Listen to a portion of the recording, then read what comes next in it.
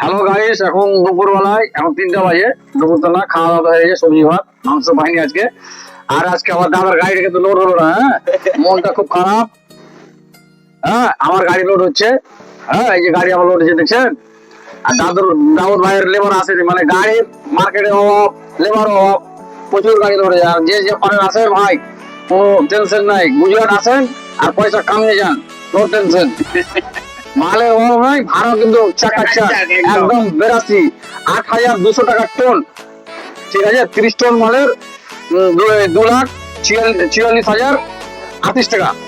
হ্যাঁ, তো আপনারা যে যেখানে আছেন আসেন গুজরাটে আনান। আমি এখন লোড করছি। এই যে দাদা ভাই দেখছেন, আমার দু ভাই দাদা ভাই বসে আছি।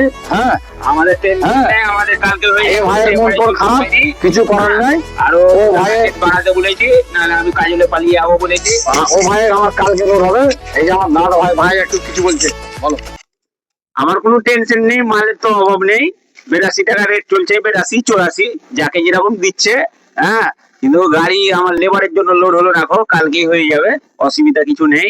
যে আসবেন চলে আসেন, ফাঁকা লোড করেন আর ছাকা টান মারেন।